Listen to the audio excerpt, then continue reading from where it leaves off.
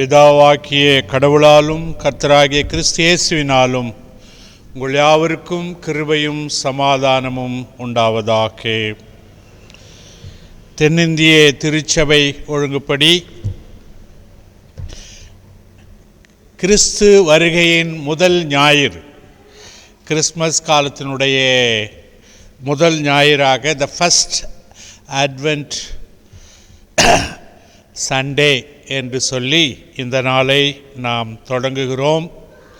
இந்த கிறிஸ்மஸ் காலங்களை நாம் கடவுளுக்கு மகிமையாக அனுசரிக்க கடவுள் எல்லாரிலையும் நமக்கு அருள்வாராக.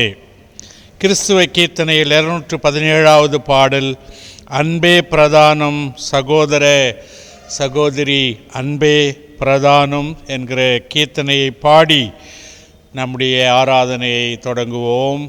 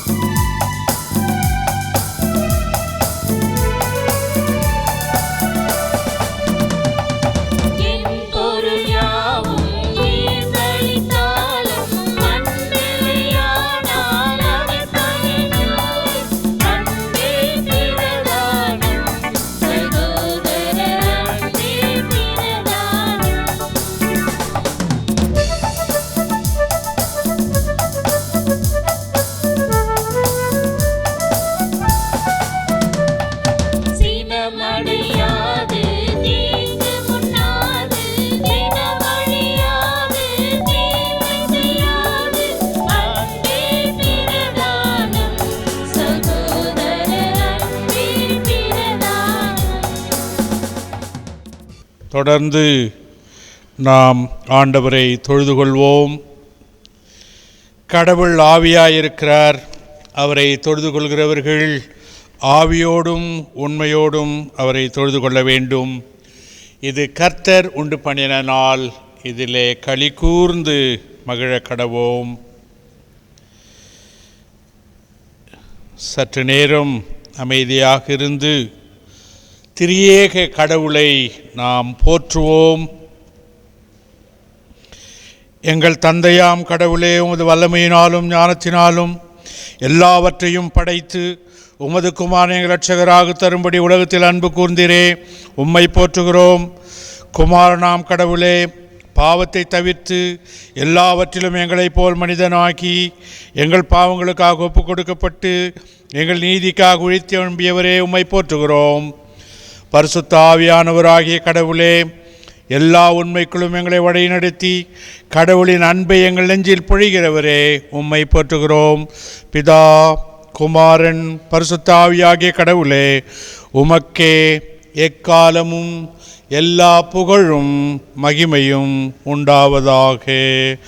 ஆமேன். நம்முடைய பாவங்களை மனத்தாழ்மையாய் ஆண்டவருடைய சமூகத்திலே அறிக்கை செய்வோம். நமக்கு பாவம் இல்லை என்போமானால் நம்மை நாமே வஞ்சிக்கிறவர்களாவோம். நமக்குள் உண்மை இல்லை. நமது பாவங்களை அறிக்கையிட்டால் பாவங்களை நமக்கு மன்னித்து எவ்வித அநீதமும் நீங்க நம்மை சுத்திகரிப்பதற்கு அவர் நம்பத்தக்கவரும் நீதியுள்ளவருமாய் இருக்கிறார். ஜப நிலையிலே நம்முடைய பாவங்களை மனத்தாழ்மையாய் ஆண்டவருடைய சமூகத்திலே அறிக்கை செய்வோம். முதலாவது பாவரிக்கை ஜபத்தை சேர்ந்து சொல்லுவோம். சர்வ வல்லமையும் மிகுந்த இரக்கமுள்ள பிதாவே, தப்பிப்போன ஆடுகளைப் போல நாங்கள் உம்முடைய வழிகளை விட்டு வழுவி அலைந்து போனோம். எங்கள் இருதயத்தின் யோசனைகளுக்கும் விருப்பங்களுக்கும் மிகவும் இணங்கி நடந்தோம். உம்முடைய பரிசுத்த கற்பனைகளுக்கு விரோதமாய் குற்றம் செய்தோம். செய்யத்தக்கவைகளை செய்யாமல் செய்யத்தகாதவைகளை செய்து வந்தோம். எங்களுக்கு சுகமே இல்லை. ஆனாலும் ஆண்டவரே தேவரீர், எங்கள் ஆண்டவராகிய இயேசு கிறிஸ்துவின் மூலமாய் மனிதருக்கு அருளச் செய்த வாக்குத்தத்தங்களின்படியே நிர்வாக்கியமுள்ள குற்றவாளிகளாகி எங்களுக்கு இறங்கும். தப்பிதங்களை அறிக்கையிடுகிற எங்கள் மேல் பொறுமையாயிரும். பாவத்தின் நிமித்தம் துக்கப்படுகிற எங்களை சீர்படுத்தும். மிகவும் இரக்கமுள்ள பிதாவே, உம்முடைய பரிசுத்த நாமத்துக்கு மகிமை உண்டாகும்படி நாங்கள் இனி தேவ பக்தியும் நீதியும் தெளிந்த புத்தியும் உள்ளவர்களாய் நடந்து வர இயேசு கிறிஸ்துவின் நிமித்தம் எங்களுக்கு கிருபை செய்தருளும். ஆமென். சர்வ வல்லமையும் மிகுந்த இரக்கமுள்ள ஆண்டவர் மன்னிப்பையும் பாவ நிவர்த்தியை நமக்கு கட்டளையிட்டருளி வாழ்க்கையை சீர்படுத்துவதற்கான காலத்தையும் தமது பரிசுத்தாவின் கிருபையும் தேற்றலையும் தந்தருள்வாராக. ஆமென். ஆண்டவரை துதியுங்கள். ஆண்டவர் நாமம் துதிக்கப்படுவதாக.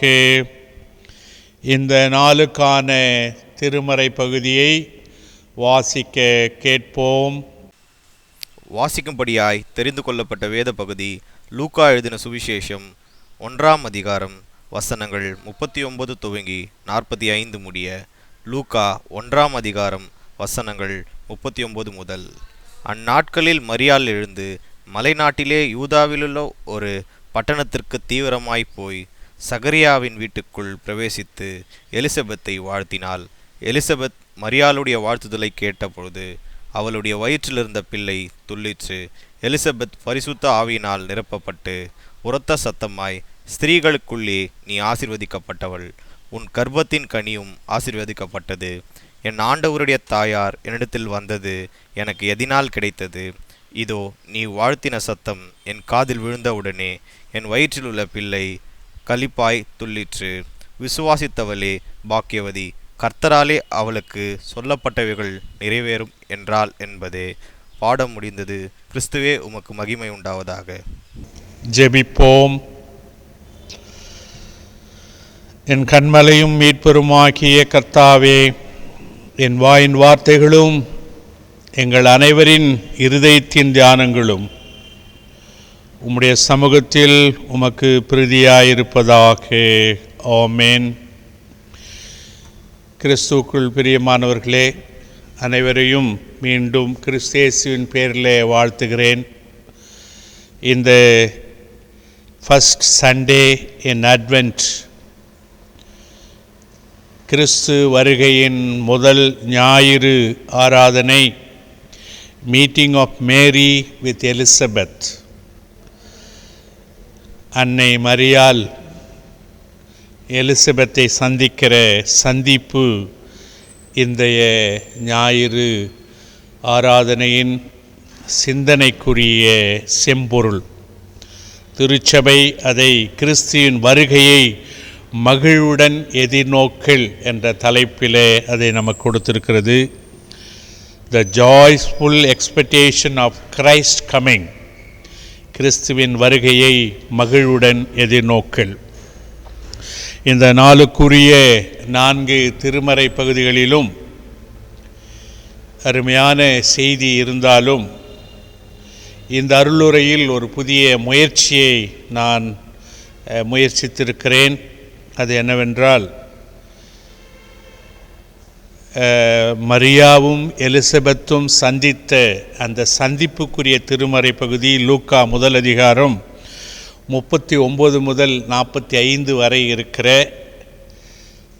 மரியாள் எலிசபெத்தை சந்தித்த சந்திப்பில் நிகழ்ந்த நிகழ்வுகள், அந்த நிகழ்வுகள் நமக்கு நினைவுபடுத்துகிற செய்திகள், கொடுக்கிற அறைகூவல்கள், அதற்கான நம்முடைய கிறிஸ்மஸ் கால ஆயத்தங்கள் என்கிற அந்த அடிப்படையிலே இவைகளை சிந்திக்க நான் விரும்புகிறேன். கிறிஸ்துவின் வருகை மகிழ்வுடன் எதிர்நோக்கல், a joyful expectation of Christ coming என்பதை, இயேசு பிறந்ததை கிறிஸ்மஸ் கால, the Advent season, கிறிஸ்மஸ் கால கடவுளுடைய வருகையின் நாட்களை நாம் கிறிஸ்மஸ் காலங்களாக அனுசரிப்பது, செலப்ரேட் பண்ணுவது. இரண்டாவது, ஒரு முறை மனிதனாக மண்ணிலே குழந்தையாக பிறந்தவர் நியாயாதிபதியாக இரண்டாம் வருகையிலே வர இருக்கிறார் என்கிற எதிர்நோக்குக்கு நம்மை ஆயத்தமாகுதல், அந்த எதிர்பார்ப்போடு நம்மை நாம் ஆயத்தப்படுத்திக் கொள்வது. The preparation and expectation of Christ coming என்றும் இதை நாம் சொல்லலாம். எனவே இந்த அடிப்படையிலே மரியம்மாவும் எலிசபெத்தும் சந்தித்த சந்திப்பில் நிகழ்ந்த சின்ன நிகழ்வு நமக்கு கொடுக்கிற பெரிய அழைப்பு, அறைகூவல் என்ன என்பதுதான் இன்றைய செய்தி. இந்த பகுதி எங்கே வருகிறது என்று பார்க்கிற பொழுது மரியாளின் பாடலுக்கு முன்னதாக வருகிறது. அப்படியானால் எலிசபெத்தை சந்தித்த சந்திப்பின் சந்தோஷத்தின் விளைவாக மரியாளின் பாடல் இருந்தது என்று அதை நாம் சொல்லலாம். எனவே meeting of Mary with Elizabeth, மரியாள் எலிசபெத்தை சந்தித்தல் என்கிற இந்த நிகழ்வில் வருகையின் முதல் ஞாயிறு, the first Sunday in Advent, இன்றைய தினத்திலிருந்து 27 நாட்கள் கழிந்து டிசம்பர் 25 கிறிஸ்து பிறப்பு. இதற்கிடையில் 4 ஞாயிறுகள் வருகிறது. அதுதான் வருகையின் ஞாயிறு. அதிலே முதல் ஞாயிறு இந்த ஞாயிறு. எனவே கிறிஸ்துவ ஒழுங்கில் இருக்கிற ஒழுங்கை நாம் இந்த அட்வென்ட் சீசன் என்று சொல்ல. அப்போ அட்வென்ட் என்ற லத்தீன் சொல்லின் பொருள் இறை வருகை, வருகை என்பது. இதை நாம் இன்றைக்கு கிறிஸ்துவின் வருகை, மெஸ்ஸையா, ரொம்ப மகிழ்ச்சியோடு இந்த காலங்களை எதிர்நோக்குவது, கொண்டாடுவது என்பது இதனுடைய பொருள். இதை நாம் பார்க்கிற பொழுது எப்படி நாம் இதை ஆயத்தமாக வேண்டும், முடியும் என்று சொல்கிற பொழுது, இந்த கிறிஸ்மஸினுடைய மெசேஜ், மெய்ப்பர்களுக்கு தேவதூதன் சொன்ன அந்த மெசேஜ் தான் நம்ம ப்ரிப்பரேஷனுக்கான மெசேஜ். அது என்ன, பயப்படாதிருங்கள், எல்லா ஜனத்துக்கும் மிகுந்த சந்தோஷத்தை உண்டாக்கும் நற்செய்தியை உங்களுக்கு அறிவிக்கிறேன். அன்று தேவதூதன் அறிவித்ததை இன்றைக்கு திருச்சபை அறிவிக்க வேண்டும். அதற்கான ஆயத்தம்தான் இந்த 4 ஞாயிறு. அந்த 4 ஞாயிறுனுடைய முதல் ஞாயிறு இன்று. அப்போது இதை இந்த அட்வென்ட்டுக்கான ப்ரிப்பரேஷன் ஒன்று இருக்கிறது. November last week, the 5th week, today the first advent Sunday. அப்படின்னா இந்த நவம்பருடைய நிகழ்வுகள் நம்ம என்ன ப்ரிப்பரேஷனுக்குள்ளே கொண்டாந்ததுன்னா, நவம்பர் 1 சகல பரிசுத்தவான்கள் தினம், ஆல் செயின்ட்ஸ் டே. நவம்பர் 2 ஆல் சோல்ஸ் டே, சகல ஆத்துமாக்கள் தினம். அதை கல்லறை திருநாள் என்று நாம் கொண்டாடுகிறோம். இப்போ இதில் இந்த 5வது வாரத்துமாகிய இன்றுக்கு முன்னால் இருக்கிற 4 வாரங்களுடைய அருளுரை தலைப்பு, தென்னிந்திய திருச்சபை எப்படி வடிவமைத்திருக்கிறது என்பதை நினைவுபடுத்த, பற்றுறுதியில் பேணி வளர்த்தல், nurturing in Christian faith, Dalit விடுதலை ஞாயிறு, பெண் குழந்தை ஞாயிறு. அடுத்தது கடந்த வாரம் taking risk for the reign of God, கடவுளுடைய ஆளுகை ஞாயிறு, அல்லது கிறிஸ்துவுக்காக துணிந்து நிற்றல், taking risk for reign of God. அந்த அடிப்படையில் இன்றைக்கு நாம் சிந்திக்கிற சிந்திப்பு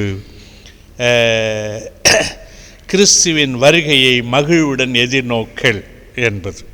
அப்போது இந்த எதிர்நோக்கலில் இது November.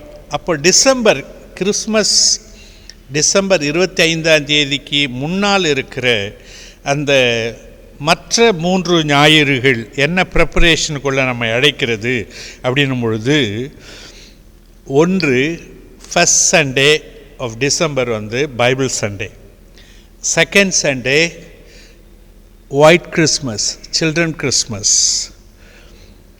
Third Sunday God is near, Christmas God is with us. அப்போ இதை எப்படி சொல்கிறாங்க அப்படின்னு சொன்னால், கடவுளின் வார்த்தை அதை வேதாகம ஞாயிறாக அனுசரிக்கிறோம். மீட்பிற்கான நம்பிக்கை அதை குழந்தைகளிலே ஆரம்பிக்கிறோம். அகமகிழ்வோம் ஆண்டவர் நம் அருகில், கடவுள் நம் அருகில், கர்த்தர் சமீபமாயிருக்கையில் அவரை நோக்கி கூப்பிடுங்கள். துன்மார்க்கன் தன் வழியையும் அக்கிரமக்காரன் தன் நினைவுகளையும் விட்டு கர்த்தரிடத்தில் திரும்ப கடவன். God is near அப்படிங்கிறது. அதை தொடர்ந்து இது 20ஆம் தேதி அப்படின்னா 25ஆம் தேதி God with us, கடவுள் நம்முடன். இதுதான் introduction for preparation. How we already prepared. If not, it is not too late. Still, we have time to get prepared ourselves to meet the Lord. கடவுளுடைய வருகையை சந்திக்கிறதற்கு நம்மை ஆயத்தப்படுத்த வேண்டும். எனவே நாம் கிறிஸ்தவர்களாக இந்த கிறிஸ்மஸ் கொண்டாட என்னவெல்லாம் செய்ய வேண்டும் என்று யாரும் நமக்கு சொல்ல வேண்டிய தேவையில்லை. அவ்வளோ ப்ரிப்பரேஷன் கிறிஸ்மஸ் காலத்தில். ஒருவேளை இந்த கொரோனா வைரஸ் காலத்தில் அது கொஞ்சம் திருச்சபைக்கு குறைந்திருக்கிறது போலவே குடும்பங்களுக்கும் குறைந்திருக்கும் என்று நான் நினைக்கிறேன்.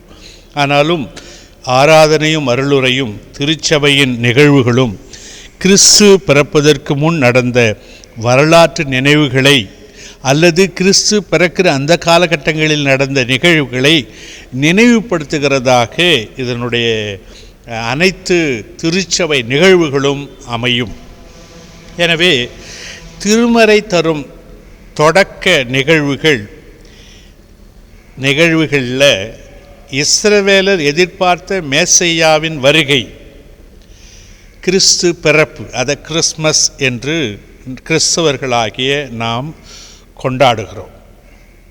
ஆனால் இந்த கிறிஸ்து மேசையாவின் வருகைக்காக காத்திருந்த இஸ்ரவேலர்கள் கிறிஸ்துவே மேசையா என இன்று வரை அவர்கள் ஏற்றுக்கொள்ளவில்லை. இஸ்ரவேல் மக்கள் ஏற்றுக்கொள்ளவில்லை. இஸ்ரவேல் மக்களில் 99% மேசையாவின் வருகைக்காக இன்னும் காத்திருக்கிறார்கள்.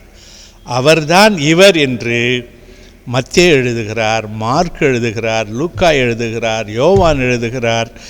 இதற்கு ஆதாரத்தை அவர்கள் தீர்க்கதரிசன நூல்களிலிருந்து எடுத்து எழுதுகிறார்கள். ஆனால் இஸ்ரவேலர் இன்னும் 99% கிறிஸ்து மேசையா என்று ஏற்றுக்கொள்ளவில்லை. இதை யோசித்தப்போ மனிதனுக்கு 6 அறிவு என மனிதன் சொல்லுகிறான். மற்றவைக்கெல்லாம் 5 அறிவு, 4 அறிவு, 3 அறிவு, 1 அறிவு என்று நாம் எதற்கு என்று நாம் தான் வகையறுத்திருக்கிறோம். இதை வேடிக்கையாக சொல்கிறாங்க. மனிதனுக்கு 6 அறிவு என்பதை வேற கழுதியோ குதிரையோ ஆமோதிக்கவில்லை இன்னும். எனவே மேசையாவின் வருகைக்காக காத்திருக்கிறவர்களோடு வந்த மேசையாவை 2ஆம் வருகையில் வரவேற்க நம்மை நாம் ஆயத்தப்படுத்த வேண்டும் என்பது இந்த அருளுரையின் தலைப்பு. அது எப்படி என்று சொன்னால், இஸ்ரவேல் நாட்டில் மேசையாவை ஏற்றுக்கொண்டவர்கள் 1%, இந்தியாவிலே கிறிஸ்துவை ஏற்றுக்கொண்டவர்கள் 3%. அங்கே 99%, இங்கே 97% கிறிஸ்துவை அறிய வேண்டுமென்றால் அவரை ஏற்றுக்கொண்டுகிறவர்கள் அந்த பணியிலே முழுமையாக தங்களை ஈடுபடுத்த வேண்டும். மத்தேயு, மார்க்கு, லூக்காவோடு நின்றுவிட்டால் போதாது, இன்றைக்கு நாம் அந்த பணியை செய்ய வேண்டும் என்கிறது தான் preparation, joyful preparation, joyful expectation of coming of Christ என்பதிலே நாம் கொஞ்சம் கவனம் செலுத்த வேண்டும்.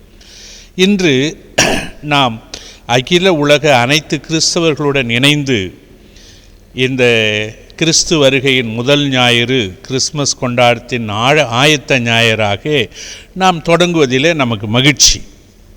ஆனால் கிறிஸ்துவின் வருகையை மகிழ்வுடன் எதிர்நோக்கும் நாம், கிறிஸ்து நம்மிடத்திலே எதிர்பார்க்கிற அவருடைய எதிர்பார்ப்பை நிறைவேற்ற நாம் எந்த அளவுக்கு நம்மை ஒப்பு கொடுத்திருக்கிறோம்.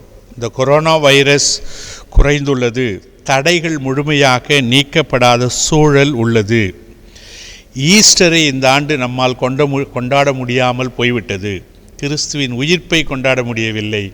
ஆனால் கிறிஸ்துவின் பிறப்பை நாம் கொண்டாடுவோம் என்று திருச்சபையாக நாம் ஆயத்தப்பட வேண்டும். இதை கிறிஸ்மஸ் புத்தாண்டு இந்த உலகமே கொண்டாட வேண்டும். ஏன்னா கிறிஸ்தவ நாடுகள் கூட இதை ஈஸ்டரை கொண்டாடவில்லை. எனவே அவர்கள் மிகுந்த எதிர்பார்ப்போடு கிறிஸ்மஸ் செலிப்ரேஷனுக்கு இருக்கிறார்கள். அது நடக்க வேண்டும். எனவே இந்த காலங்களில் அப்படி நடக்கிற நிகழ்வுகளில் இன்றைக்கு நான் பகிர்ந்து கொள்ளுகிற நிகழ்வு என்பது லூக்கா நற்செய்தி சொல்லுகிற கிறிஸ்துவின் பிறப்புக்கு முன் வருகிற நிகழ்வுகளை நினைவுபடுத்தி ஒரே நிகழ்வை மையப்படுத்தி நான் பகிர்ந்து கொள்கிறேன். இயேசுவின் பிறப்பின் அறிவிப்புக்கு முன் யோவான் ஸ்நானகனின் பிறப்பின் அறிவிப்பு உள்ளது. அதை தொடர்ந்து தான் இயேசுவின் பிறப்பின் அறிவிப்பு மரியாளிடத்தில் நடைபெறுகிறது. இதை தொடர்ந்து தான் அங்கே முதல் அறிவிப்பு யோவான் ஸ்நானகனுடைய பிறப்பை குறித்த அறிவிப்பு, அதை தொடர்ந்து இயேசுவின் பிறப்பை குறித்த அறிவிப்பு. இந்த அறிவிப்பின் பின் தான் இன்றைய நமக்கான திருமறை பகுதி இருக்கிறது. மரியாளும் எலிசபெத்தும் சந்திக்கிற சந்திப்பு இதற்கு இடையில் நடைபெறுகிறது. இந்த இயேசு பிறக்கிறதுக்கு முன்னதாக இவர்கள் சந்தித்த பிறகு சகரியாவினுடைய பாடல் 67-80 வரைக்கும் லூக்கா 1, மரியாளின் பாடல் 46-56 இருக்குது. எனவே எலிசபெத்தை சந்தித்த பிறகு மரியாள் பாடுகிறார், யோவான் ஸ்நானகன் பிறந்த பிறகு சகரியா பாடுகிறார். எனவே தான் கிறிஸ்மஸ் காலங்கள் முழு பாடலாக மகிழ்ந்து நாம் பாடுகிறதற்கான அடிப்படை செய்திகளாக பலவைகளில் அது ஒன்றாக இருக்கிறது. எனவே அன்னை மரியாளும் எலிசபெத்தும் சந்தித்த சந்திப்பில் ஏற்பட்ட மகிழ்ச்சி தான் கிறிஸ்மஸ் மகிழ்ச்சி, கிறிஸ்து பிறப்பின் கொண்டாட்டத்தின் மகிழ்ச்சி என்று இன்று நாம் எடுத்தால், நாம் இன்றைக்கு புரிந்து கொள்ள வேண்டிய செய்திகளில் ஒன்று, இந்த எலிசபெத் யார்? அன்னை மரியாள் ஏன் எலிசபெத்தை சந்திக்கிறதற்கு அவ்வளோ வேகமாக தேவன் சந்தித்த அடுத்த நிமிடமே புறப்பட்டு ஏன் அங்கே சென்றாள்? அவர் வாழ்த்தின வாழ்த்துதல் எலிசபெத்தினுடைய வயிற்றிலுள்ள பிள்ளையின் காதில் விழுந்தபொழுது அது ஏன் துள்ளியது? அது என்ன வயிற்றில் துள்ளியது என்கிற செய்தியை எலிசபெத் மரியாள் எடுத்து ஏன் சொல்லுகிறார்? இந்த செய்திக்கெல்லாம் ஒரு பொருள் இருக்கிறது. அதனால்தான் லூக்கா இவைகளை எல்லாம் எழுதுகிறார். அப்படியானால் பாரம்பரிய கிறிஸ்தவர்களுக்கு தெரிந்த பழைய செய்தி தான் இது. இருந்தாலும் இதில் இருக்கிற புது செய்தி இன்றைய சூழலில் இன்று இந்த அருளுரை கேட்கிறவர்களுக்கான செய்தி என்ன என்பதுதான் இன்றைய செய்தியின் முயற்சி. எனவே எலிசபெத் யார்? அவர் கணவர் சகரியா யார்? எப்படி இவர்களுக்கு யோவான் ஸ்நானகன் பிறக்கிறதற்கு வாய்ப்பு கிடைத்தது என்பது முதலாவது செய்தி. சகரியா எலிசபெத் அவர்கள் கணவன் மனைவி, வயது சென்றவர்கள், குழந்தை இல்லாதவர்கள், இவர்கள் ஆரோனின் வம்சத்தை சார்ந்தவர்கள். இந்த அறிவிப்பு வருகிற பொழுது சகரியா பூசாரியாக அந்த குருத்துவ பணியிலே ஈடுபட்டிருந்தார் என்பது சூழல். அப்படியா, சகரியா என்ற பெயருக்கான பொருள், சகரியா என்றால் அதனுடைய பொருள் என்னவென்றால் கடவுள் நினைவு கூர்ந்தார். சகரியா என்றால் கடவுள் நினைவு கூர்ந்தார். அப்படின்னா எலிசபெத் என்பதற்கான பொருள் என்ன? என் கடவுளின் ஆணை. எலிசபெத் என்ற பெயருக்கான பொருள் என் கடவுளின் ஆணை. எனவே இவர்களின் ஆரோனின் குடும்பத்தாராக இவர்கள் இருந்தார்கள். இப்போது இங்கு இதோடு தொடர்புடைய செய்தி ஒன்றை நாம் இன்றைக்கு புரிந்து கொள்ள வேண்டும். ஒருவேளை நமக்கு தெரிந்து கொண்டு இருக்கலாம். ஆரோனின் வம்சத்தில் ஆண்கள் ஆரோனின் வம்சத்துக்கு வெளியே பெண் எடுக்க முடியாது. ஆரோனின் வம்சத்தார் குருக்களாக பணி செய்யக்கூடியவர்கள். எனவே அவர்கள் ஆரோனின் வம்சத்துக்குள்ளவே தான் பெண் எடுக்க வேண்டும் என்ற ஒழுங்கு இருந்தது. பெண்களுக்கு அவர்கள் குருவை தான் மணந்து கொள்ள வேண்டும் என்ற கட்டாயம் கிடையாது. ஆரோனின் வம்சத்துக்குள்ளே தான் அவர்களுக்கு திருமணம் நடக்க வேண்டும் என்கிற கட்டுப்பாடும் கிடையாது. எனவே ஆண்களுக்கு இதுதான் அவங்களுடைய திருமணத்துக்கான ஒழுங்கு. எனவே இந்த ஒழுங்கில் அன்னை மரியாள் ஆரோனின் குடும்பத்தாராய் இருந்தும் தாவீதின் வம்சத்தானும் குடும்பத்தானும் ஆகிய யோசேப்புக்கு திருமணம் செய்யப்படுவதற்காக நியமிக்கப்பட்டிருந்தாள். ஆரோனின் வம்சத்துக்கு வெளியே மரியாள் வாழ்க்கைப்பட நிச்சயம் செய்யப்பட்ட சூழலில் இது நடக்கிறது. இப்போ நம்ம பார்த்திங்க அப்படின்னு சொன்னால், காபிரியேல் தூதன் மரியாவை சந்தித்து சொல்லுகிற செய்தியில் எலிசபெத்துக்கும் அன்னை மரியாளுக்கும் இருக்கிற உறவில் அவர்கள் ஆரோன் வம்சத்தார் என்கிற செய்தி நமக்கு கிடைக்கிறது. இது எப்படி ஆகும் என்று தேவதூதனுடன் மரியாள் கேட்ட பொழுது தேவதூதனுடைய பதில் மரியாளுக்கு, உன் இனத்தாலாகிய இதோ உனக்கு இனத்தாலாய் இருக்கிற எலிசபெத்தும், 36வது வசனம், உனக்கு இனத்தாலாய் இருக்கிற எலிசபெத்தும் தன் முதிர் வயதிலே ஒரு புத்திரனை கர்ப்பம் தரித்திருக்கிறாள். மலடி என்ன சொல்லப்பட்ட அவளுக்கு இது 6வது மாதம். தேவனாலே கூடாத காரியம் ஒன்றுமில்லை. இதில் சொல்லுகிற பல செய்திகளில் ஒரு செய்தி, எலிசபெத்தும் அன்னை மரியாளும் ஆரோன் வம்சத்தை சார்ந்தவர்கள். அன்னை மரியாள் ஆரோன் வம்சத்துக்கு வெளியே தாவீதின் வம்சத்தானும் குடும்பத்தானுமாயிருந்த யோசேப்புக்கு திருமணத்துக்காக அவர் நியமிக்கப்பட்டிருந்தாள். அந்த நேரத்தில் தான் தேவதூதன் பரிசுத்த ஆவியினாலே நீ கருவுற்று ஒரு குமாரனை பெற்றெடுப்பாய் என்கிற அறிவிப்பு வருகிறது. அந்த அறிவிப்பு எப்படி ஆகும் என்ற கேள்விக்கு நீ போய் எலிசபெத்தை போய் பாரு, அவள் உன் நினைத்தால் தானே என்கிற ஒரு ரெஃபரன்ஸ் கொடுக்கப்படுகிறது. இப்பொழுது தான் இதனுடைய சிறப்பு என்ன என்பதை நாம் பார்க்கிறோம். ஒய் என்கிற கேள்விக்கு நாம் பதிலை பார்க்கிறோம். அது 6வது வசனத்தில் இருக்கிறது.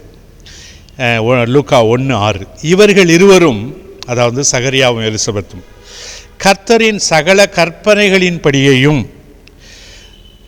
நியாயங்களின்படியையும் குற்றமற்றவர்களாய் நடந்து தேவனுக்கு முன்பாக நீதி உள்ளவர்களாய் இருந்தார்கள், நேர்மை உள்ளவர்களாக இருந்தார்கள். இஸ்ரவேலர் நியாயப்பிரமாணங்களின் சட்டங்கள் அனைத்தையும் உண்மையாய் முறையாய் கடைபிடித்தவர்களாய் இருப்பார்கள். எனவே நீதி சட்டம் நேர்மையானவர்களையே உருவாக்கும் என்பதாக இஸ்ரேல் மக்கள் நம்புவார்கள், சொல்லுவார்கள். அதை கடைபிடிக்கிற, உண்மையாய் நேர்மையாய் கடைபிடிக்கிற குடும்பமாய் சகரியாவும் எலிசபெத்தும் இருந்தார்கள் என்பது லூக்கா சொல்லுகிற செய்தி. எனவே இந்த நீதி சட்டம் குறித்த இயேசுவின் புரட்சிகரமான புதிய விளக்கங்களையும் இங்கே நாம் கவனிக்க தவறக்கூடாது. நீதி சட்டம் நேர்மையாளர்களையே உருவாக்கும் என்று இஸ்ரவேல் மக்கள் நேர்மையாளர்கள் என்று தங்களை சொல்லிக்கொள்கிறார்கள். ஆனால் அவர்கள் நம்பிக்கைக்கு இயேசு கிறிஸ்து கொடுக்கிற புதிய விளக்கம், நியாயப்பிரமாணம், அதை கடைப்பிடிக்கிறவர்கள் நேர்மையானவர்கள் என்பதற்கான புதிய விளக்கம் அவர் கொடுக்கிறார். மத்தேயு 23:26 இருக்கிறது. யார் நேர்மையாளர்கள், யார் தேவனுக்கு முன்பாக நீதி உள்ளவர்களாக இருக்கிறார்கள் அப்படிங்கிறத இயேசு ஒரு புது விளக்கம் கொடுக்கிறார். நீங்கள் அது லூக்கா 11:42 இருக்குது, மத்தேயு 23:23 இருக்குது. நீங்கள் புதினா, வெந்தயம், சீரகம் இவைகளில் அனைத்திலும் தசமபாகம் செலுத்தி, நீங்கள் புதினா, வெந்தயம், சீரகத்திலும் தசமபாகம் செலுத்தி நியாயப்பிரமாணத்தில் கற்பித்திருக்கிற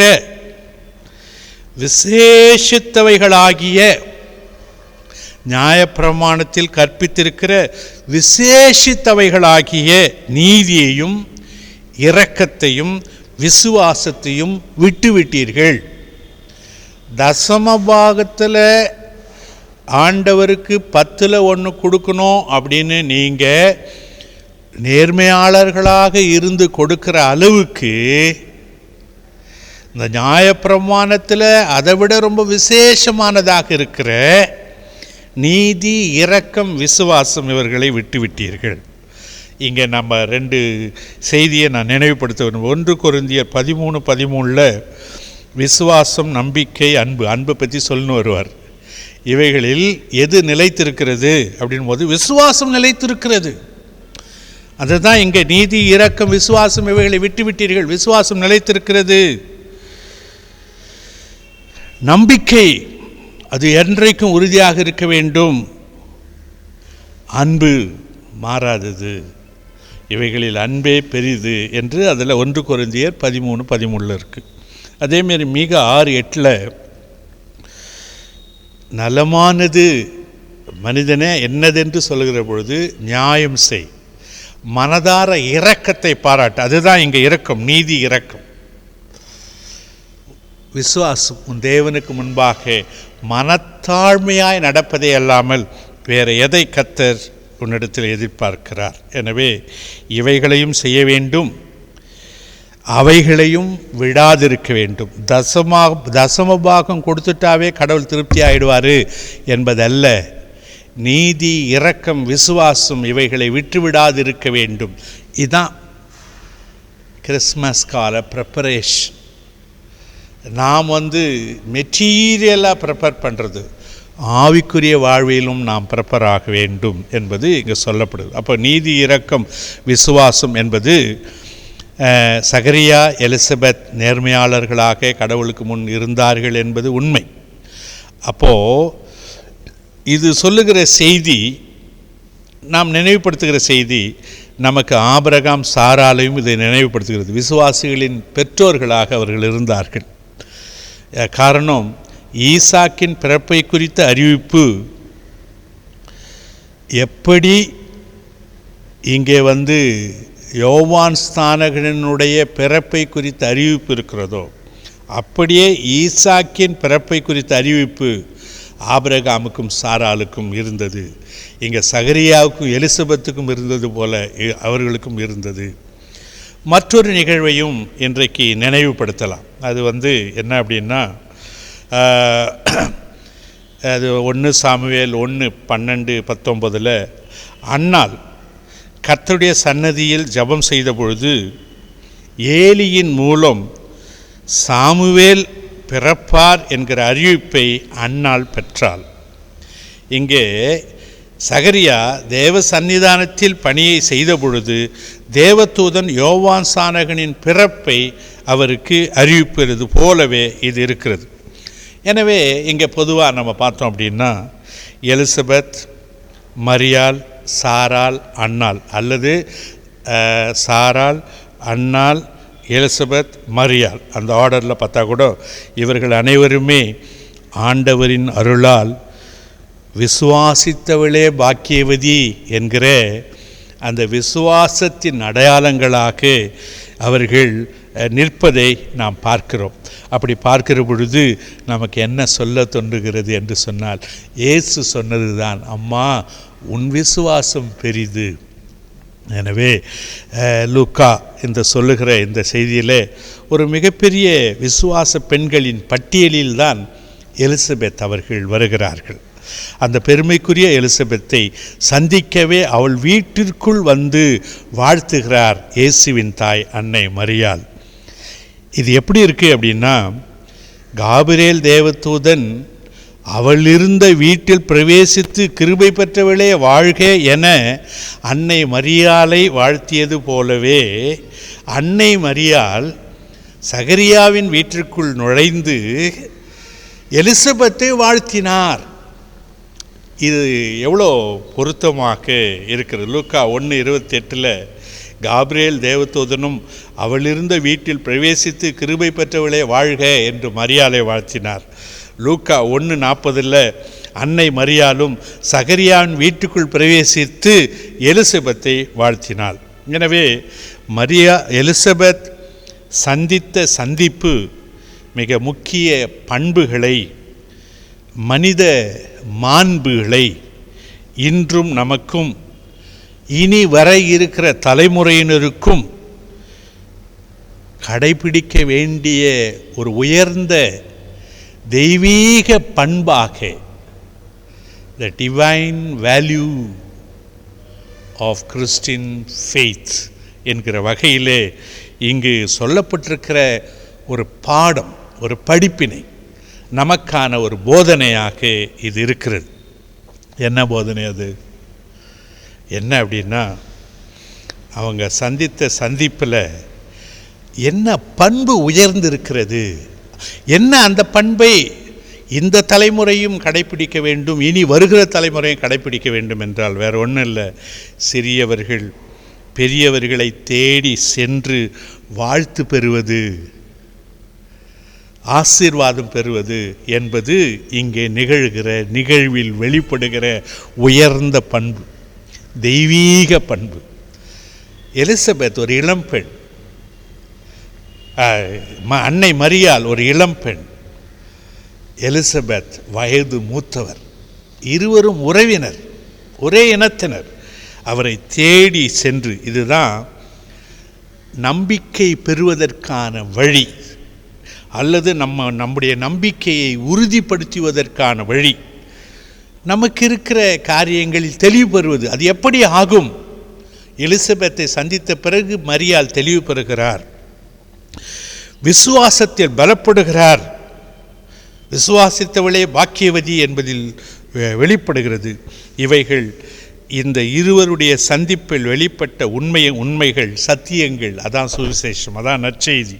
எனவே இந்த அடிப்படையிலே தான் மரியாள் எலிசபெத்தை சந்தித்த சந்திப்பின் அடிப்படையிலே தான் திருச்சபையில் நாம் சந்திப்பு வைக்கிறோம். ஆயரை கண்டுகொள்வது, ஆலய அலுவலர்களை கண்டுகொள்வது, ஆலய பணியாளர்களை கண்டுகொள்வது, ஆலயத்தில் இந்த ஆண்டு முழுதும் பணி செய்தவர்களை, பல்வேறு குழுக்களுடைய தலைவர்களை நாம் கண்டுகொள்வது. இதில் தான் ஜனவரி 1 அரசியல்லையும் சமூகத்திலும் பெரியவர்களை போய் கண்டுகொள்கிறார்கள். இதுதான் தமிழ் பண்பாட்டில் காணும் பொங்கல் அப்படின்னு, தை பிறந்தா வழி பிறக்கும் அப்படின்ற அடிப்படையில் அது இருக்குது. எனவே பொது சந்திப்பில் ஏற்படும் சந்தோஷமே ரொம்ப சிறப்பானது. பொதுவாக நீண்ட நாட்களாக, ஒருவேளை பல ஆண்டுகளாக சந்திக்க வாய்ப்பில்லாத ஒரு நபரை நமக்கு சந்திக்க நேர்ந்தால் நமக்கு எவ்வளோ சந்தோஷம் வரும்.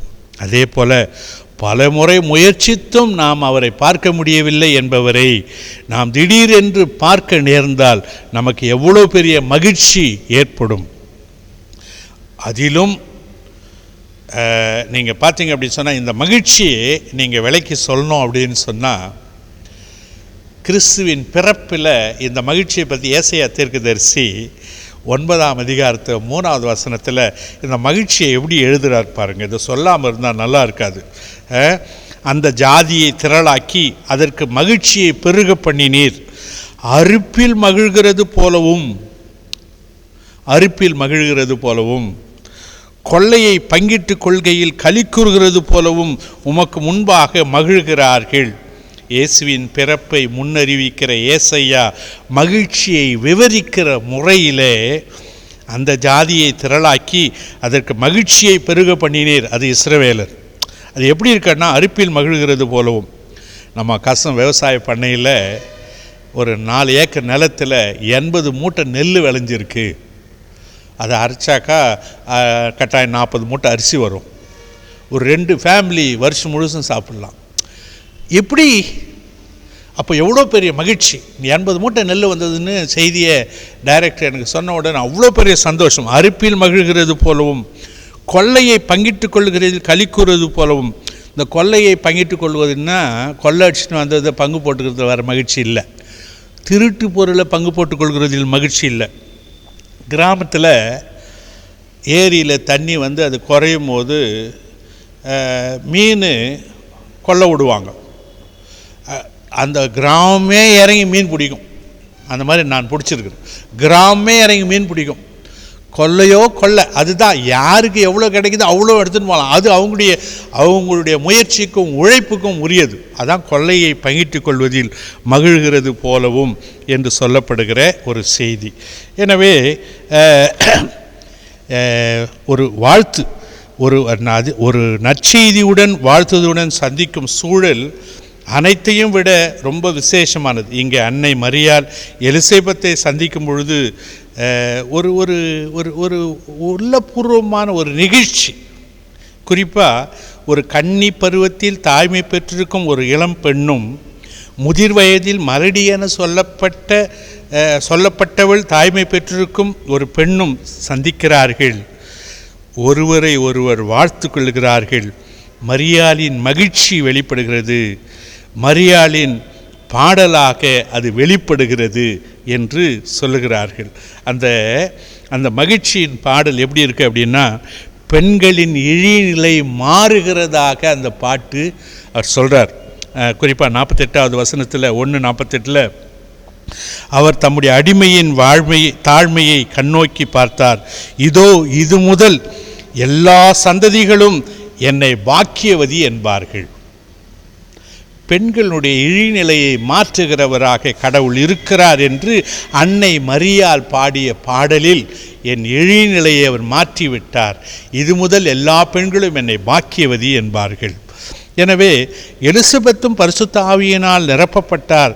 தூய ஆவியால் முற்றிலும் ஆட்கொள்ளப்பட்டார். இங்கே எலிசபெத் ஒரு தீர்க்கதரிசியாக செயல்படுகிறார். இங்கே எலிசபெத் ஒரு தீர்க்கதரிசியாக உரைக்கிறார், பேசுகிறார் என்கிற செய்தியை லூக்கா ரொம்ப அழகாக கவனமாக அதை பதிவு செய்திருக்கிறார். எனவே அது என்ன அப்படின்னா, எளிதில் அடையாளம் கண்டு கொள்ள முடியாத கடவுளின் செயலை கண்டுணர வெளிப்பாடு தேவையாக இருக்கிறது.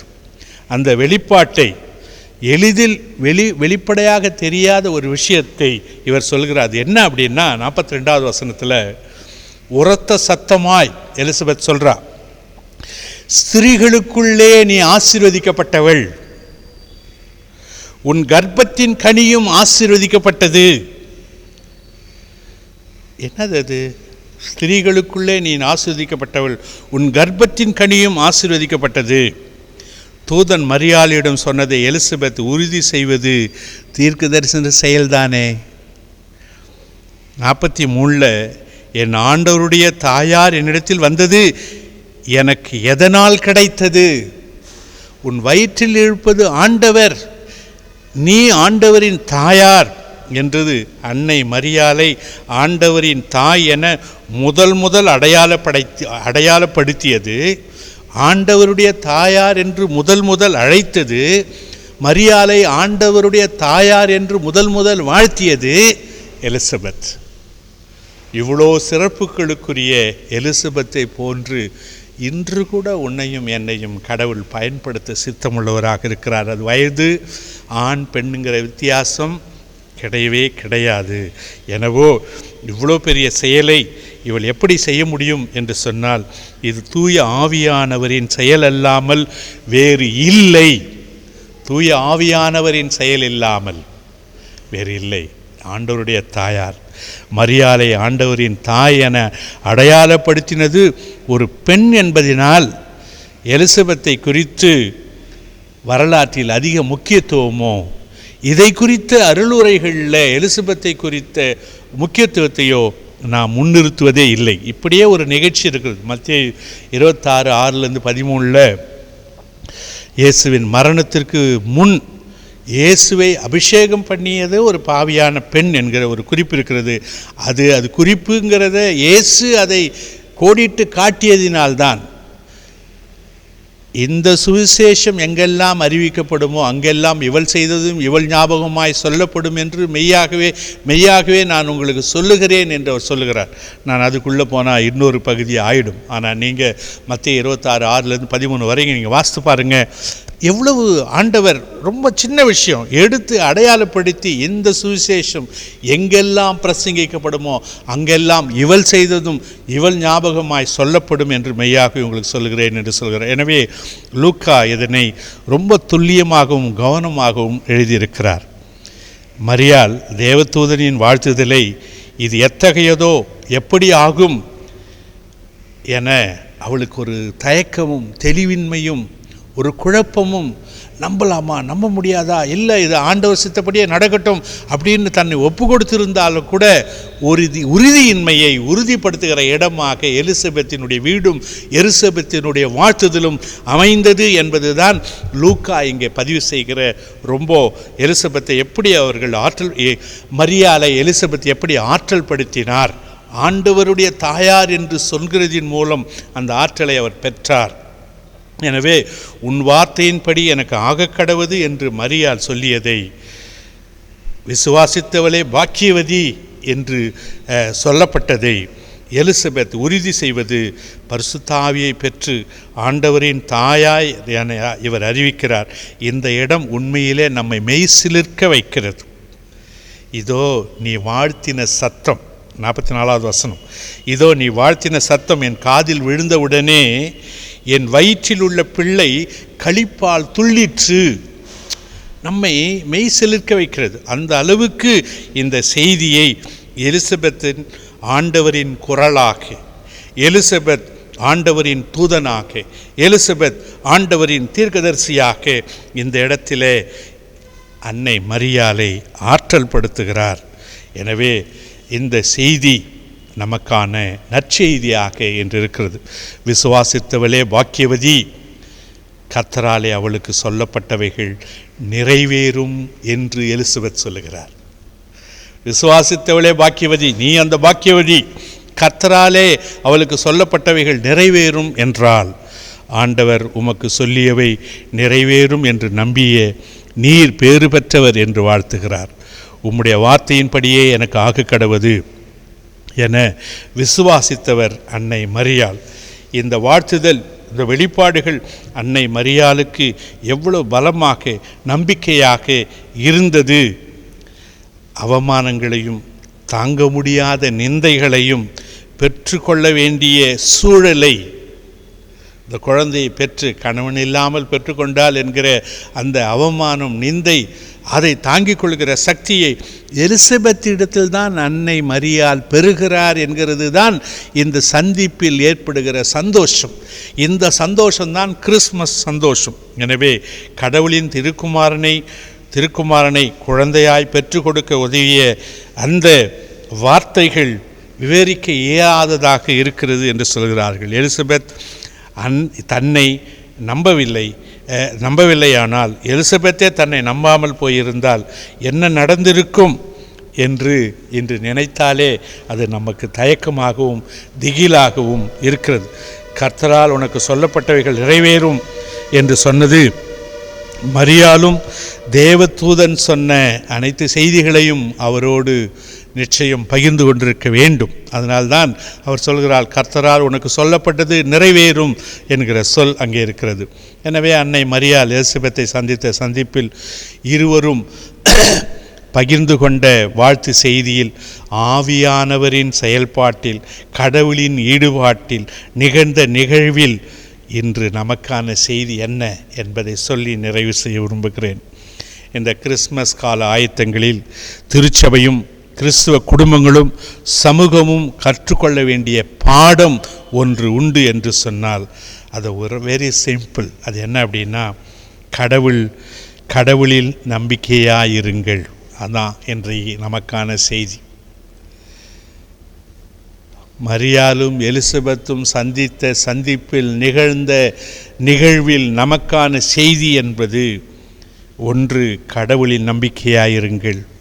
2, எந்த நேரத்திலும் யாரையும் கடவுள் அவருடைய கருவியாக பயன்படுத்த முடியும், சித்தமுள்ளவராக இருக்கிறார்.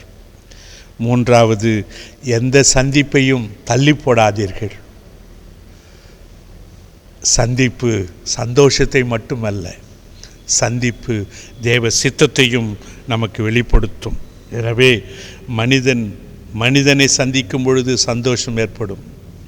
ஆனால் கடவுள் நம்மை சந்திக்கிற பொழுது கடவுளுடைய சித்தம் நிறைவேறும். ஒருவரை ஒருவர் சந்திப்பது ஒருவேளை சில நேரங்களில் சங்கடமாக கூட இருக்கலாம். ஆனால் வயதில் மூத்தவரிடம் இளையவர் சென்று வாழ்த்து பெறுவது என்பது இந்நாட்களில் நம்முடைய சமூகத்தில், நம்முடைய சபையில், நம்முடைய குடும்பங்களில் குறைந்து கொண்டே போகிறது.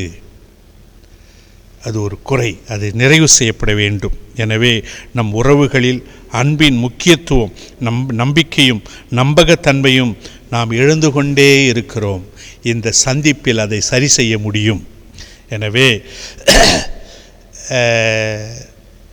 இந்த சந்திப்பு பல நேரங்களில் கிறிஸ்தவர்கள் அல்லாதவர்களுடைய கிறிஸ்துவத்தை குறித்த சாட்சியிலே கடவுள் நம்மை சந்திக்க அழைக்கிறதாக கூட இருக்கும்.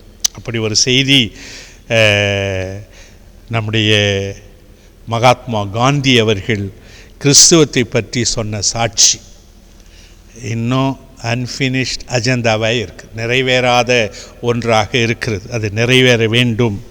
அவர் சொல்கிறார், காந்தி சொல்கிறாரு, மெய்யாகவே கிறிஸ்தவர்கள் வேதாகமத்தில் சொல்லப்பட்ட இயேசு கிறிஸ்துவின் போதனைக்கு ஏற்ப வாழ்வார்கள் என்றால்,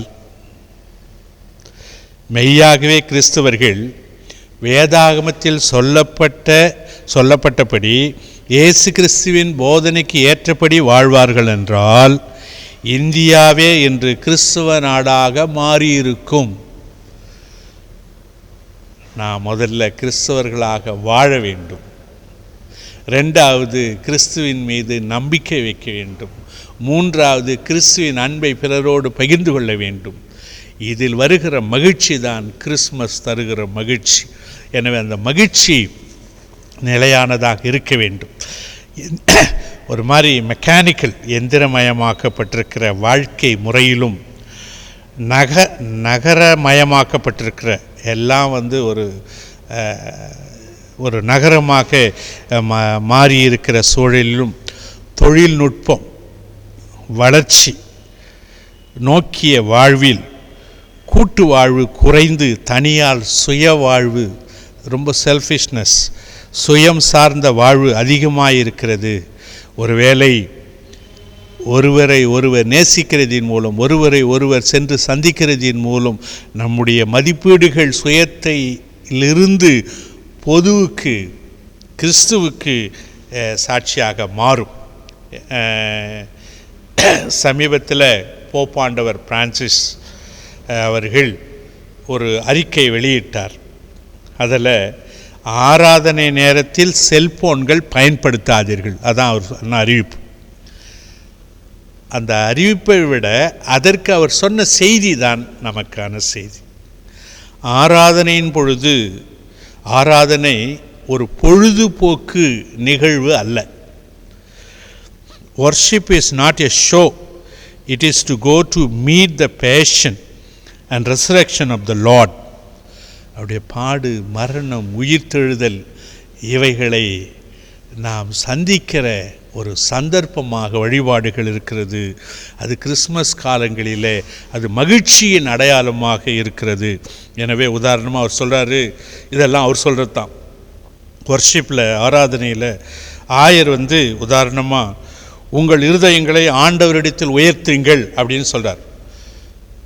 உங்கள் இருதயங்களை ஆண்டவரிடத்தில் உயர்த்துங்கள் என்று அவர் சொல்லும் பொழுது அவர் வார்த்தையில் சொல்கிறேன், ஞாபகம் இருக்கட்டும், செல்போன்களை அல்ல. இதுக்கு என்ன அர்த்தம்? ஆராதனை நேரத்தில் செல்போன்களை பயன்படுத்தாதீர்கள். ஆண்டவர் இது ஆயர் உங்கள் இருதயங்களை கர்த்தரிடத்தில் உயர்த்துங்கள் என்று சொல்கிற பொழுது நீங்கள் செல்போனை தூக்கி பிடிக்காதீங்க. ஏன்னா உங்கள் கவனம், உங்கள் இருதயம் செல்போனில் இருந்தால் அது ஆண்டவரிடம் இருக்காது. உங்கள் பொக்கிஷம் எங்கே இருக்கிறதோ அங்கே உங்கள் இருதயமும் இருக்கும். நீங்கள் செல்போனை கையில் வச்சுருந்தா உங்கள் கவனம் அங்கே தான் இருக்கும். உங்கள் இருதயத்தை ஆண்டவரிடத்தில் உயர்த்துங்கள் என்றால் நீங்கள் உயர்த்த முடியாது. உங்கள் பொக்கிஷம் எங்கே இருக்கிறதோ அங்கே தான் உங்கள் இருதயம் இருக்கும். உங்கள் இருதயத்தை நீங்கள் ஆராதனையில் ஆண்டவரிடத்தில் கொடுங்கள். அதை அவர் உங்களுக்கு பக்குவப்படுத்தி பயன்படுத்தி பலப்படுத்தி கொடுப்பார். எனவே ஒருவரை சந்திப்பது, வாழ்த்துவது, ஆசி பெறுவது என்பது கடவுள் நமது வாழ்வில் நமக்கு அருளும் ஆசீர்வாதமான தருணம். சந்திக்க வாய்ப்பு இருந்தால் அதனை தள்ளி போடாதீர்கள். கொரோனாவை காரணம் காட்டாதீர்கள். காலம் உங்களையே தனிமைப்படுத்திவிடும். சந்திக்க வாய்ப்பு இருந்தால் நான் யோசித்து பார்க்குறேன். சந்திப்புகள், நான் தீனபந்துபுரம் ஹாஸ்டலுக்கு போகாமல் ஜோசப் ஜான் ஐயரை சந்திக்காமல் இருந்திருந்தால் நான் ஆயர் பணிக்கு வந்திருக்க மாட்டேன். அப்படி தான் நேரடியாக சொல்லணும் அப்படின்னா, பலரின் திருமணம் சந்திப்பில்தான் நடந்தது, சாத்தியமானது. வரலாற்றில் புதிய வரலாறுகளை உருவாக்க, புதிய வரலாறுகள் உருவாக்க சந்திப்புகள் காரணமாக இருந்திருக்கிறது. எனி ஹிஸ்டாரிக்கல் ஈவெண்ட் நான் நிறைய சொல்லலாம். நீங்கள் உங்களுடைய வாய்ப்புக்கு நான் விடுகிறேன். எனவே சந்திப்பில் உறவுகள் பலப்படும், உறவுகள் புதுப்பிக்கப்படும். உன் தேவனை சந்திக்க ஆயத்தப்படு என்பது ஒரு மரண பாதை அல்ல, நற்செய்தி பணிக்கான பாதை. ஆண்டவருக்காக நீ அன்னை மரியாள் போல, தாய் எலிசபெத்தை போல கடவுளின் கருவியாக மாறுகிற காலம் கூட உன் நெருங்கி இருக்கலாம், உன் அருகில் இருக்கலாம். ஆனால் நீ ஒப்பு கொடுக்கிற பொழுது, நான் ஆண்டவரின் அடிமை என்று உன்னை நீ ஒப்பு கொடுக்கிற பொழுது அவர் உன்னை எடுத்து பயன்படுத்த சித்தமுள்ளவராக இருக்கிறார். உன்னை நீ ஒப்புக்கொடு, அவர் உன்னை எடுத்து கருவியாய் பயன்படுத்தி கடவுளை மகிமைப்படுத்துவார். கடவுளுக்கே மகிமை உண்டாயிருப்பதாக. திருச்சபைகளுக்கான அறிவிப்புகள்.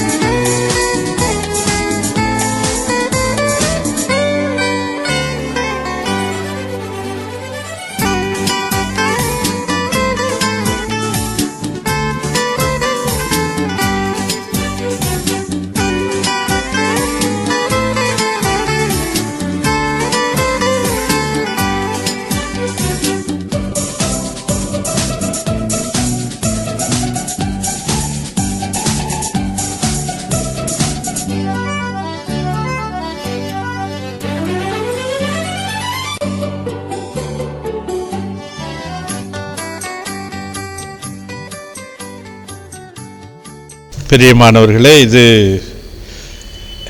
இந்த ஆண்டின் இறுதி காணொளி வழிபாடு என்று நான் சொல்ல வேண்டும். ஏனால் இன்றோடு இந்த தொலைக்காட்சி மூலமாக நம்முடைய வழிபாட்டை நாம் நிறுத்த முயற்சிக்கிறோம். ஆனால் ஞாயிறு காலை வழிபாட்டை நம்முடைய ராட்சப்பர் RM சர்ச் வெப்சைட்லேயும் அதனுடைய வாட்ஸ்அப்லேயும் யூடியூப் மூலமாகவும் உங்களை நாங்கள் சந்திக்க விரும்புகிறோம். ஒருவேளை ஃபெய்த் டிவியில் மட்டும் நம்முடைய வழிபாட்டை காலை வழிபாட்டை மாலையிலே ஒளிபரப்ப முயற்சிக்கிறோம். அதற்கான அறிவிப்பை நான் டிசம்பர் முதல் வாரத்தில் செய்கிறேன். எனவே இப்பொழுது நம்முடைய கிறிஸ்மஸ் காலத்தினுடைய ஃபஸ்ட் அட்வென்ட் சண்டே இது. அதனால் நாம் டிசம்பர் 1ஆம் தேதி காலை 7 மணிக்கு நம்முடைய வழிபாடும், அதை தொடர்ந்து 8 மணிக்கு சிலுவை கொடியேற்றுதலும் நம்முடைய வளாகத்தில் ஆலயத்தில் நடைபெறும். அவ்விதமாகவே ஞாயிற்றுக்கிழமை முதல் வழிபாடு ஆங்கில வழிபாடாகவும், இரண்டாவது வழிபாடு நம்முடைய வழக்கமான வழிபாடாகவும் இருக்கும். 22ஆம் தேதி கடந்த ஞாயிற்றுக்கிழமை அறிவித்தபடி நாங்கள் ஒரு பெனமு பக்கத்தில் இருக்கிற தல்லாராப்பள்ளி என்கிற ஒரு கிராமத்துக்கு நாங்கள் சென்றிருந்தோம். அங்கே ஒரு 10 குடும்பங்கள், கிறிஸ்தவ குடும்பங்கள் இருக்கிறது. ஒரு 30 வருஷத்துக்கு முன்னால் FMB அங்கே வேலை செஞ்சுருக்கிறாங்க. இப்போ சபை கிடையாது, அவர்கள் இந்த கிறிஸ்டின் ப்ராக்டிஸ்க்குள்ளே இல்லை. ஆனால் அவர்களை அடையாளம் கண்டு அவர்களை தொடங்கி ஒரு வழிபாடு தொடங்கியிருக்கிறோம். அங்கே அவர்களில் ஒருவரையே சவமணிக்காரை நியமிச்சிருக்கிறோம். அவர்கள் கொடுத்து அந்த நிலத்தில் ஜெபித்துட்டு வந்திருக்கிறோம். கடவுளுக்கு சித்தமானால் நீங்கள் எல்லாம் அதற்காக ஊக்கமாக ஜெபம் பண்ணால், உங்களுடைய ஆதரவு கொடுத்தா, டிசம்பரில் அந்த இடத்துல கடவுளுக்கு மகிமையாக ஒரு ஆலயத்தை கட்டுகிற பணியை நாம் தொடங்க முடியும் என்று நான் நினைக்கிறேன். இந்த நேரத்தில் நான் கடந்த 8 மாதங்களுக்கும் அதிகமாய் இந்த தொலைக்காட்சியின் மூலமாய் இந்த ஆராதனையை நடத்தி கொள்ள, இந்த காணொளி ஊழியத்தை ஒரு 5000 பேர் ஒவ்வொரு ஞாயிறும் பார்த்திருக்கிறார்கள் என்கிற செய்தி, ஒரு 200 பேருக்கு மேலே சப்ஸ்கிரைப் பண்ணி யூடியூப்பில் சப்ஸ்கிரைப் பண்ணி பார்த்துருக்குறாங்க அப்படிங்கிற செய்தி, 2000க்கும் அதிகமாக சப்ஸ்கிரைப் பண்ணி பார்த்துருக்குறாங்கன்ற செய்தி ஒரு நல்ல செய்தி. எனவே குறிப்பாக இந்த நேரத்தில் இந்த டிவி ஊழியத்திற்காக வாரம் ஒரு 10,000 ரூபாய் செலவாகிறது என்று நான் சொன்ன பொழுது, திருச்சபையின் சார்பாக அறிவித்த பொழுது, நீங்கள் அதை ரொம்ப மகிழ்ச்சியாக இந்த ஊழியத்தை தாங்கியிருக்கிறீர்கள். நான் கடவுளுடைய சமூகத்தில் இருந்து உங்களுக்கு நான் நன்றி சொல்கிறேன், உங்களை வாழ்த்துக்கிறேன். கடவுள் உங்களை ஆசீர்வதிப்பாராக. குறிப்பாக இந்த ப்ரேயர் காலை 6 மணிக்கு தொடங்கி இரவு 12 வரை நாம் செய்தோம். இப்பொழுது அதை காலை 6 மணி முதல் மாலை 6 மணி வரை இந்த ப்ரேயர் ரிக்வெஸ்ட்டை நாங்கள் ஒரு ப்ரேயர் கார்டாக பிரிண்ட் பண்ணி இந்த கிறிஸ்மஸ் ப்ரோக்ராமோடு இணைந்து கொடுக்க இருக்கிறோம். ஒவ்வொருவரும் உங்களுக்கு தெரிந்த, உங்களை நன்றாக தெரிந்த 20 பேருக்காக இந்த கிறிஸ்மஸ் பரிசாக, அவர்களுக்காக, அவருடைய குடும்பத்துக்காக, அவருடைய கடன் தொல்லைக்காக, அவருடைய தேவைக்காக, அவருடைய சுகத்துக்காக, அவருடைய சந்தோஷத்துக்காக நாம் 5 காரியங்களை இந்த 20 பேர், நமக்கு தெரிந்த 20 பேர், நம்மை தெரிந்த 20 பேர் பேரெழுதி ஜெபிக்க வேண்டும். காலை 6 மணி முதல் மாலை 6 மணி வரை அதை 1 மணி நேரம் எந்த பகுதி மக்கள் எந்த நேரத்தில் ஜெபிப்பது என்பதை நாங்கள் அடுத்த வாரம் உங்களோடு பகிர்ந்து கொள்கிறோம். தொடர்ந்து இவைகளில் நிலைத்திருக்க கடவுள் நமக்கு கிருபை செய்வாராக. ஜெபிப்போம். தாயும் தந்தையுமாக இருக்கிற அன்பின் கடவுளை இந்த நாளுக்காக நன்றி செலுத்துகிறோம். கர்த்தர் கிருபையாயிரும், கிறிஸ்து இரக்கமாயிரும், பரிசுத்தாவி அன்பாயிரும். இந்த நாட்களை தொடர்ந்து உம்முடைய அருளால், ஆற்றலால், பலத்தால், சுகத்தால், ஆலோசனையால், ஆசீர்வாதத்தால் தொடர்ந்து நடத்த எங்களை வழி நடத்தும். குறை குற்றங்களை மன்னியும். இயேசு கிறிஸ்து மூலம் வேண்டிக் கொள்கிறோம் பிதாவே, ஆமேன். பரமண்டலத்தில் எங்கள் பிதாவே, உடைய நாமம் பரிசுத்தப்படுவதாக, உடைய ராஜ்யம் வருவதாக, உடைய சித்தம் பரமண்டலில் செய்யப்படுவது போல பூமியிலும் செய்யப்படுவதாக. அன்று எங்களுக்கு வேண்டிய ஆகாரத்தை எங்களுக்கு தாரும். எங்களுக்கு விரோதமாக குற்றம் செய்கிறவர்கள் மன்னிக்கிறது போல பாவ குற்றங்களை எங்களுக்கு மன்னியும். எங்களை சோதனை பிரேசுனால் தீமை ரட்சித்துக் கொள்ளும். ராஜ்யம் வல்லமையும் மகிமை என்றென்றைக்கும் உடையவர்களே, ஆமேன். நமது ஆண்டவராகிய கிறிஸ்துவின் கிருபை, பிதாவாகிய கடவுளுடைய அன்பு, பரிசுத்த ஆவியானுடைய ஆசீர்வாதம் அனைவரோடு கூட எப்பொழுதும் எப்பொழுதும் சதா காலங்களிலும் நிறைவாய் நிலைத்திருப்பதாக, ஆமேன். கர்த்தர் உங்களோடு இருப்பாராக, அவர் உமது ஆவியோடும் இருப்பாராக. சமாதானத்தோடே போய் வாருங்கள். கர்த்தரின் நாமத்தினாலே, ஆமேன். ஸ்தோத்திரம்.